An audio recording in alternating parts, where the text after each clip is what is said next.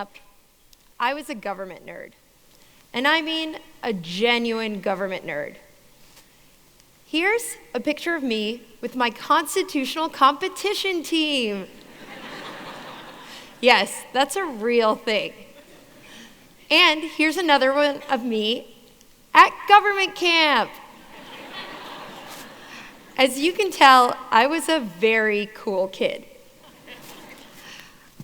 I was enamored with government because I thought it was the place for real change and impact.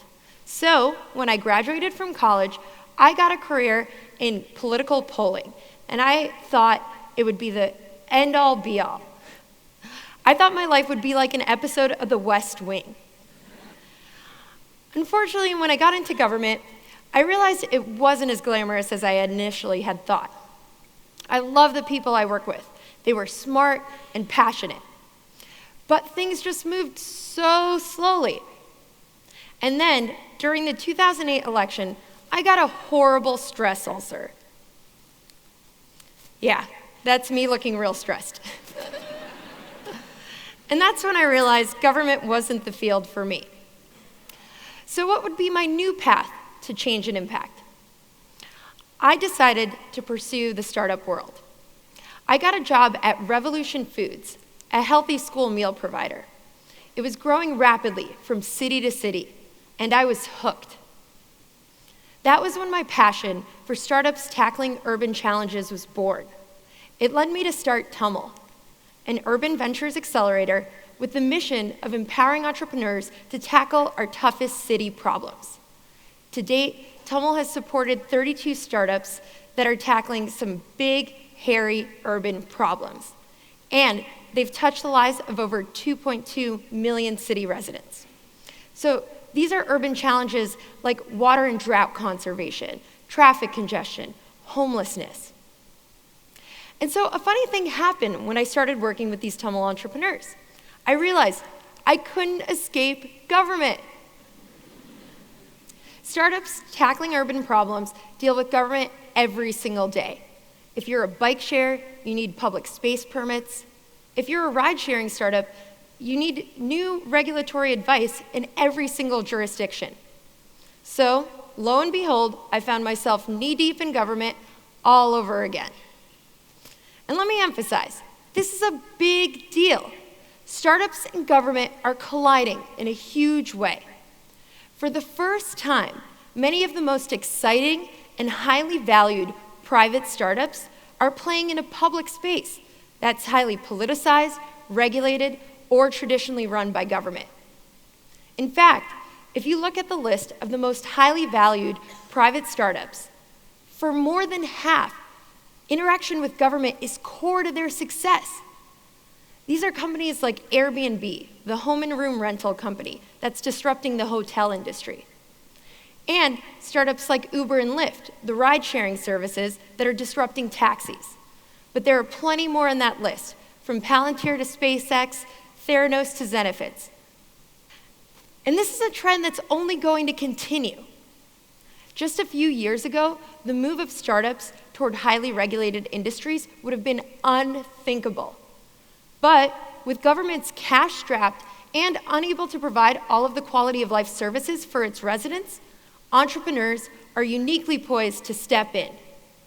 And clearly, if you can master this tightrope act of collaborating with government, you can be a big winner. All right, let's pause.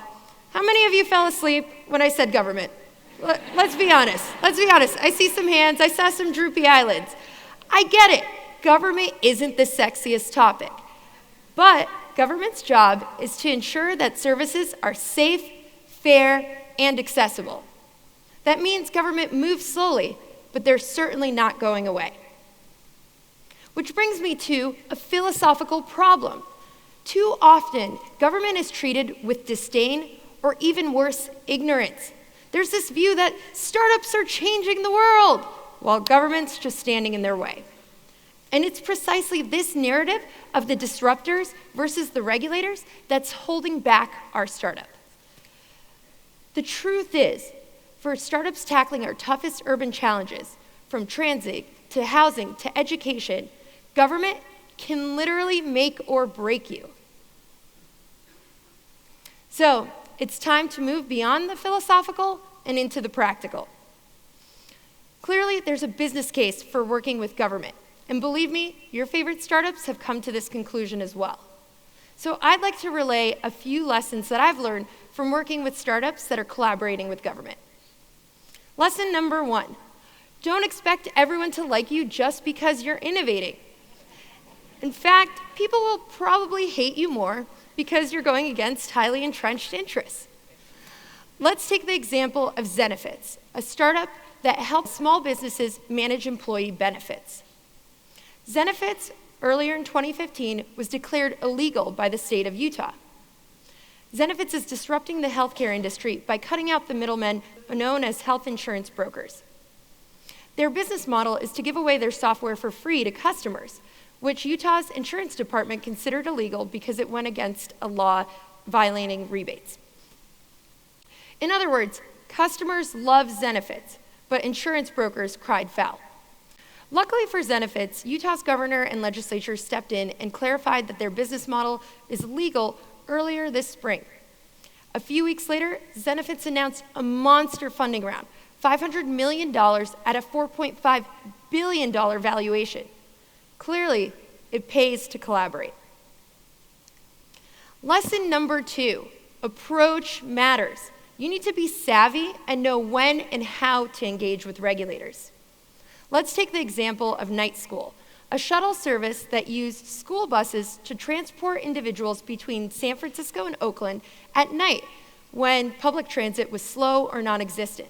You'd think if ride-sharing services can operate in those cities, so could Night School. Unfortunately, they shut down because they engaged in the wrong kind of way. They asked for permission before they had broad-based support or validation for their service. And they didn't have a giant war chest of funding, so they couldn't afford to fight. Which leads me to my final lesson, lesson number 3. It takes a village to make these partnerships work. Let's take the example of Airbnb, the home and room rental company. Airbnb has experienced a backlash in some cities around issues of taxation and fears that they reduce the affordable housing supply. So, Airbnb has been incredibly proactive about collaborating with government. And how have they done it? First, they speak the language of government. They gather and share data around housing impact, spending, tourism, and many more data points. And second, they have a collaborative approach to lobbying with an expansive government relations and civic partnerships team, key lawyers, and lobbyists that help them navigate all this complexity. It truly takes a village, and Airbnb's village is designed to proactively chat with policymakers. At this point in my spiel, you may be wondering, what about Uber? The ride-sharing giant has made waves by scaling rapidly to 300 cities across the globe, with notoriously antagonistic relationships with regulators along the way. Frankly, Uber is going to be successful in spite of itself. Their combative strategies have alienated a lot of regulators, which will make it harder for startups that come after them, which is why it's even more critical for startups to collaborate with government, because you may not have the billions of dollars of cash on hand to fight your battles. At this point, I've directed most of my lessons at startups, so you may be wondering what government's role is. Government should and will continue to push for safe, fair, and accessible innovation. But for you government folks in the room, just know government isn't easily discoverable.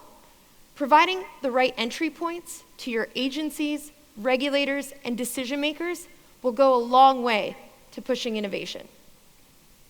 We're entering a new era of startup innovation, one where government will mean life or death.